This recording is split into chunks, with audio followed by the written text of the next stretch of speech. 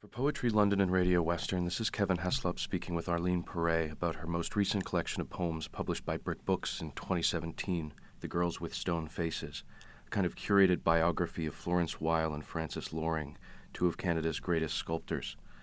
With E. Martin Nolan, Arleen will be reading for Poetry London on Wednesday, March 20th, 7:30 p.m. at Landon Library. Arleen, with your permission, I'd like to begin by acknowledging and offering my condolences for the recent death of Patrick Lane. I know the great Lorna Crozier was your MFA supervisor at the University of Victoria, and someone you credit as being in part responsible for Lake of Two Mountains. And I wonder if you'd offer a word or two about Patrick and Lorna and how they have supported your work. Thanks for acknowledging Patrick's passing, Kevin. It was such a huge sadness for me, certainly for Lorna, enormous, and such a huge sadness for the community here in Victoria, especially the writing and poetry community. He was, I just have to say, a giant in this community, a giant in Canadian literature as well, but hugely, hugely involved in the Victoria writing community, offering workshops and mentoring and reading. He was very keen on remaining, even though he was a world-class writer, remaining as local as he could, and Lorna was too. They're both enormously eminent and wonderful, and we miss Patrick enormously. He was ill for a long time, so it wasn't a surprise, but of course death is always a surprise. So, yeah, they were both very important to me. Patrick provided weekend workshops, residential workshops locally, up island, and I went to, I would have to say, at least 15 of them. So his influence was huge on me, huge. He taught me so much about poetry, about the sensibility, about the techniques. He was enormous.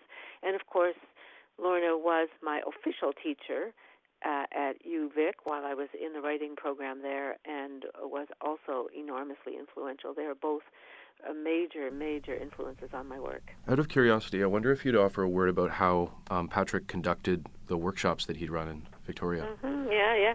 No, he was great. He was a fabulous poet. He really was an amazing, intuitive teacher, too. So there would usually be, somewhere around 15 of us, all poets, usually quite established poets, too. And there would be an organizer who would organize us all to be staying in a retreat center of sorts. There were 3 when I was going. The latest one was in Duncan, or just outside of Duncan, so about an hour north of Victoria. Patrick would get us all to meet. We'd sit in a large circle quite comfortably with pens and notebooks, and he would just start talking.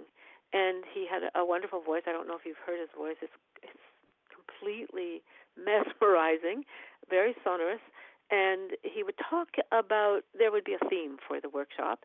And let's say the theme was cadence, or maybe it was narrative poetry or something like that. And he would start talking about this, the theme, and then he would just start talking about his life in poetry and how he came to learn about this topic, and then maybe tell us a couple of stories about writers he knew. And it would go on for, I would say, Kevin, about an hour. And by the time that we were finished, there might be a writing prompt in the middle where we wrote for 10 minutes, so we would just get going with the writing. When he finished, and this would be a couple of hours in the morning and finished for lunch, he would let us go. By that time, everybody was kind of in a zone to start writing. We were sort of by osmosis immersed, and I would usually peel off to my room and write something down because I was kind of led into the zone. So I feel like he did it a little bit by magic, but he had deep knowledge of poetry. He advised readers that Lake of Two Mountains should be read and then read in deep quiet. Read once and then read again in deep quiet. And connecting to what you described as an unexpected monastic tendency in that collection published by Brick Books in 2014, I wonder if you'd offer a few words about how that sense of sacredness informed your study of the lives of Frances Loring and Florence Wyle. Mm-hmm. It's such an interesting question, Kevin. I'm always amazed when people read my books at all. I think that's wonderful. And then when Patrick advises people to read it twice, I think that's doubly wonderful. But it makes me think when you suggest that there's a sacredness even to the girls. There was definitely a sacredness to the lake and the monastics around it, because I felt like the lake was, for me as a child going there, some very sacred home in a way. But it's true for the girls that I came to have the same reverence for them and for their work. And I think what happens for me is, as I'm writing into a project, into a subject like the lake and then the girls and their wonderful sculpture, I begin to fall in love with the subject. And the falling in love brings an enormous sense of reverence to me. And finally, I realize what I'm writing is a lot of love poems. I mean, you wouldn't classify them officially as love poems, but that's what I'm bringing, praise and love to these topics. So it's just interesting. And I think it wasn't just conducted from the lake to the girls. It's just the way I end up writing. I wonder if, in addition to love and praise for those extraordinary artists, whether you ever felt a sort of compulsion or even obligation to write what one might refer to as the injustice of their sort of public dissolution from popularity. Disappearance, really. Right. Because when I read, I often ask the listeners, the audience, if they've ever heard of these two really prominent women, prominent in their time. And if there's one hand that goes up, that's just the luck of it. Most people have heard nothing about them, have not seen their work, know nothing about them at all. Whereas they were in the artist community in Toronto, knowing most of the group of seven, if not all of them. They held salons, they met with a group of seven.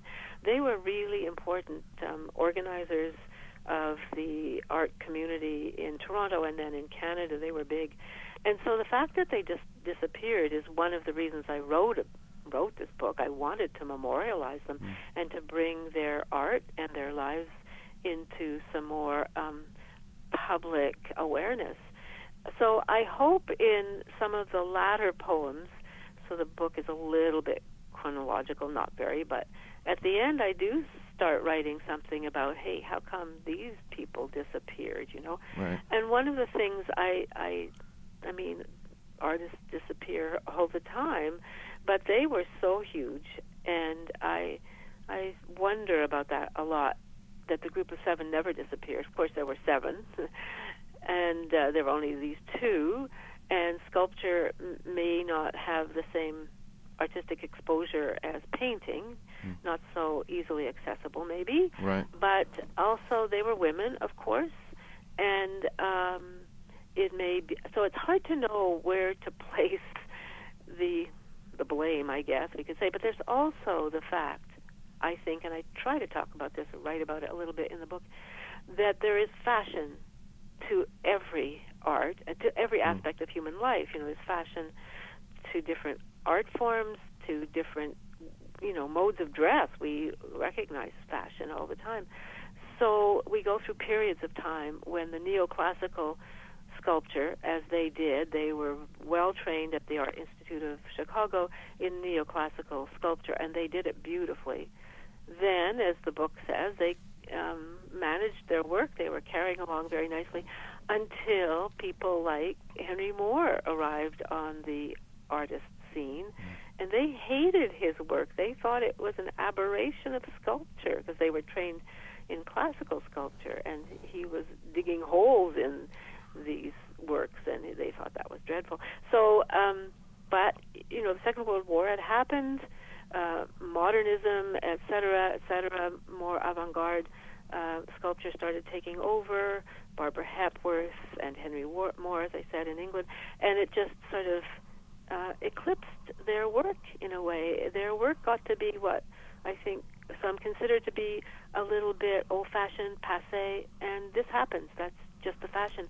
But I kind of in this book, wanted to expose that happens all the time, and kind of interrogate it just a little bit. Why does this happen? Why do we have to put something so dreadfully aside just for something else to make its appearance? I don't know. I wonder, as in a certain sense, Henry Moore and the Clay Ladies were looking at the same subject, their sort of time, their era, whether Moore's approach to sculpture and the sort of the holes contained within the sculptures. I'm reminded of Shakespeare, they're signifying nothing, perhaps in response to the enormity of the loss of life over the course of the two world wars just having concluded. And I wonder how Frances and Florence saw their art as responding to the war, and whether Henry Moore was indeed taking war as his in some way inspiration or subject. Yeah, well, they were both war artists, commissioned and paid war artists in the War Artist Program for the First World War.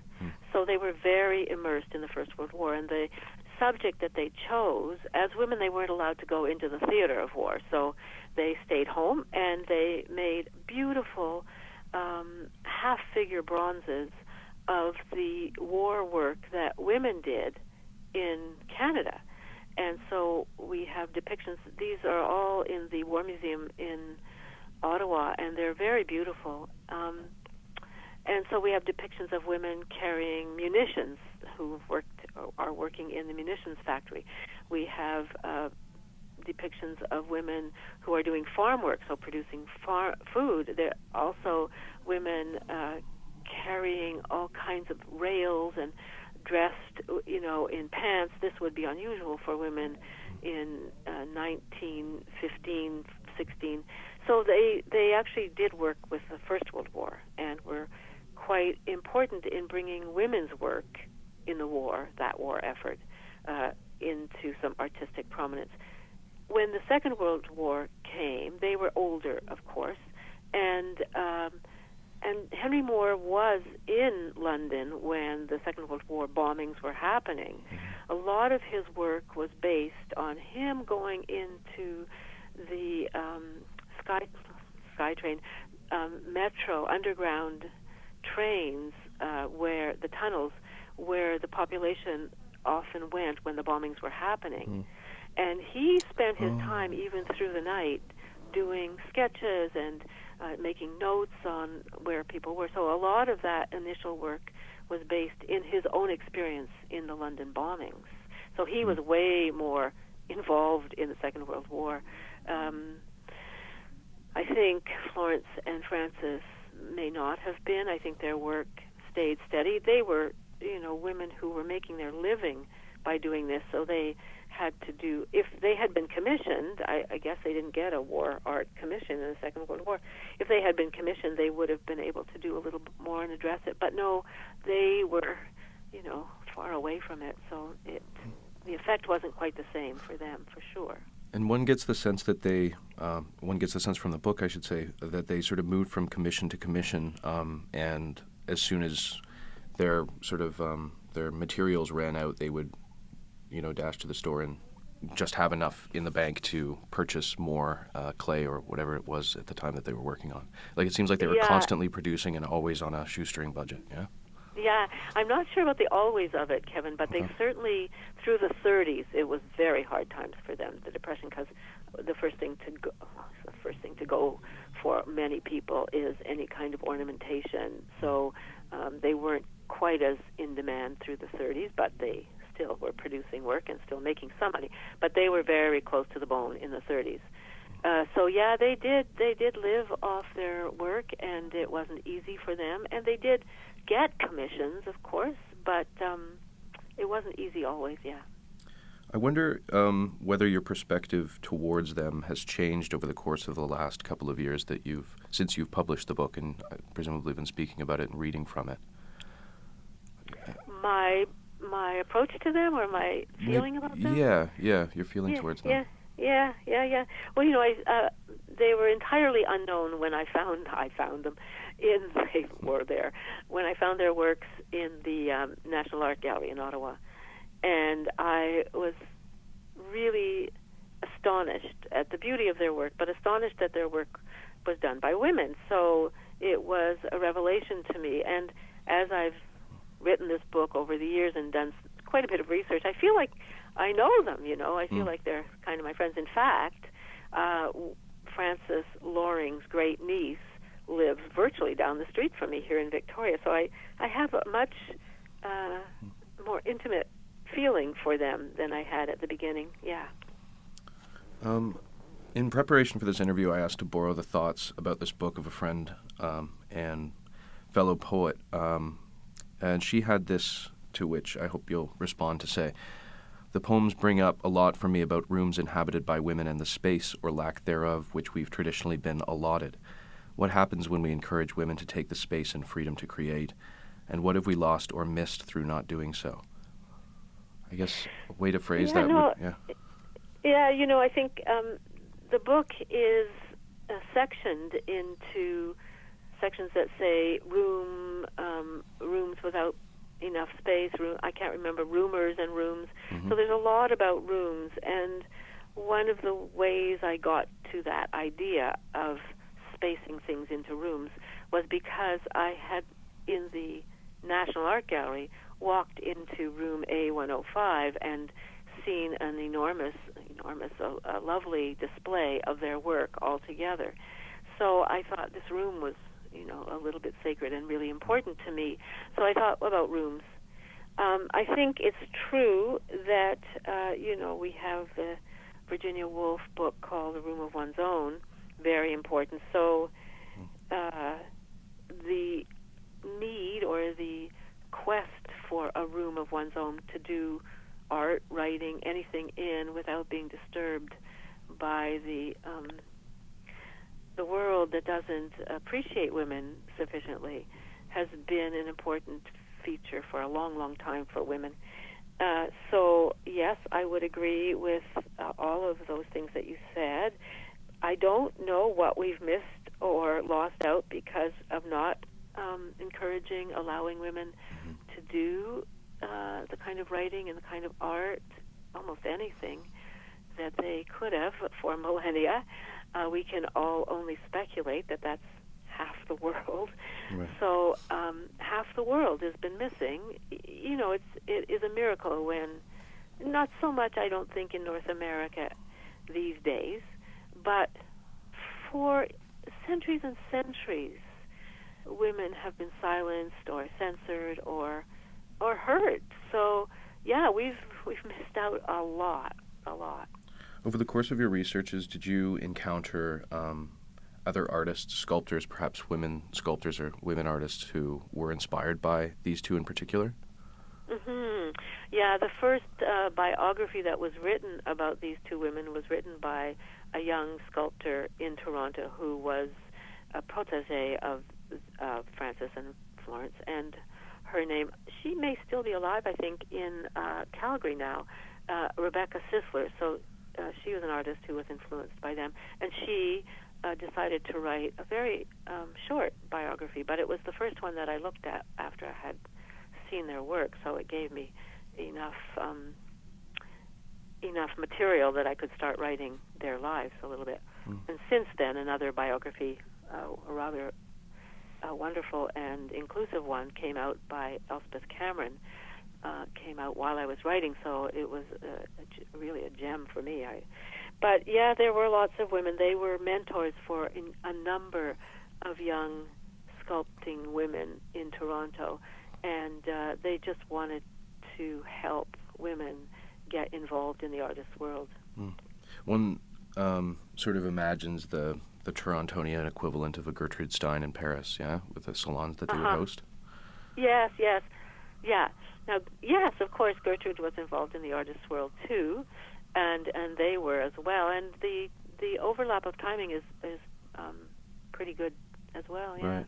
So very similar. Yeah. I want to ask you about winning the Governor General's Award and whether that changed the process of your writing. It seems like perhaps the way that you responded to it was to steep yourself in research and preparation for this book. I'm not sure if that's accurate. One imagines the strain that big prizes like that can cause. I wonder what your experience following that award was like. Yeah. Well, you say strain. Yeah, there is some strain. There's the demand for you, a person who's won, I guess, an award, is increased. But there's a delight in that as well, Kevin. It's, I can't say. It was an extremely unthought out for. I didn't ever expect to win it. And it was a huge surprise and delight, as I say. So I have been busier since then. I did want to write this book. I think I may have already been onto the topic by the time I received the Governor General's Award. Mm-hmm. But it also has produced, for me, a contentment. Like, you're right. As a person making art, you don't have a complete or clear sense of whether you're making any sense at all or whether people are responding to your work. But winning an award like this just actually puts a stamp on your work that is like, okay, this is acceptable now. And so it gives me quite a bit of, just the word, like calmness. I feel much more confident about my work. And so the strain has been there, but really the confidence is huge. It's just great, and I feel much better about so many things. It's great. Yeah, and so for the research, I always research my projects. It's what I do. It's one of the fun things for me about writing is that with a huge purpose, you get to research something and find out about it. It's great. The book's epigraph is a quotation by Michael Redhill, which reads, "And poetry can also be sculpture, or at least more like sculpture than it's like conversation." I wonder if you'd sort of respond to that line, how you saw those two art forms sort of fusing over the course of your writing the book. Yeah, I think the thing about poetry, and I guess in some ways poets are approaching poetry differently, of course, from their own individual points of view, and some people write so that it sounds a little bit more vernacular or conversational. But some people, many poets, write so that there's a shape to the written material, to the art that they're trying to make. And the shape should be pleasing. So that's how I see Michael's quotation, that he expects that poetry will have some shape and meaning, not just a kind of ramble to it, but more considered. Yeah. Could you tell me a little bit more about what you mean by shape in that context? Yeah, well, I don't have to tell you what I mean by shape for sculpture, so right. You get that. But for poetry, it's in a way you're building something, line by line, word by word, line by line. You're building something into what you hope is a communication. So if you're writing about a tree, you're building something. The metaphor needs to be incorporated so that it makes sense vis-a-vis the tree, and maybe you're writing about somebody's life at the same time. So you're thinking about the shape of the poem, not so much concretely for me, but how things link to each other. Right. If you're making leaps, how the leaps move. So there's a movement, but there's, you hope you move from the first line to the last line, and then there's a shape. But it's much more ephemeral, it's more ideational than it is concrete. At the end, you hope you've got a piece of art. I wonder whether sort of shape in that sense is to poetry what rhythm is to prose. Does that feel right? No. Rhythm is so much more poetry's area as well. Because, rhythm is shape too, isn't it? Right. In a way, if you expand the term shape, rhythm is shape. Yeah, no, I think of of rhythm really belonging to poetry, and if you're lucky, you get it in prose. Would you read us a poem? There's a poem that I have that's one of my favorites, and I will read it. This would be a more narrative poem, and so this book has both ekphrastic poems, which is about their art, and then it has poems that's about their life, and they're kind of woven together. But this one will be a little bit more about their life, and 46, 47. Yeah, okay, this is a poem called Say. Say. Say terracotta. Say this dense complication of earth. Say dirt. Say mud the color of rust. Say clay, dry stone. Say dry riverbed. Say river, bed with old springs. Open the windows in mid-July. Say plaster is stone, with or without pigment applied. Limestone, calcified. Say granite is igneous. Say biceps, hard as petrified wood. Say future is harder than past, tip of the iceberg. Say tongue, gravity, symmetry, multiverse. Say holes in sculptural art have no part in or out of the torso. Say holes do not belong in a column of stone, upright or in recline. Say classic. Say the core holes, smooth as the Tiber at night. Say tongue, touch, greed. Say I want. Say I want patina, smooth as a mirror, a mother's breast, a keen hunger for satin, to handle. Say silk, silky nature. Say between the two thighs, surface, surface tension. Say arrested motion, meniscus. Say spill. Say palms oiled in sweat. Say opposable thumbs, fingers, tips as knowing as a black ant's antennae, sonar, bat wings, knowing as photons, as smell, knowing as bodies in summer's impossible heat. Say nipples, eye to eye. Say, come over here. This was Arleen Paré reading from The Girls with Stone Faces. Arleen, with Ted Nolan, will be reading at Landon Library on March 20th at 7:30 p.m. Arleen, it has been a distinct privilege and pleasure to have spoken with you this afternoon. Thank you so much, Kevin.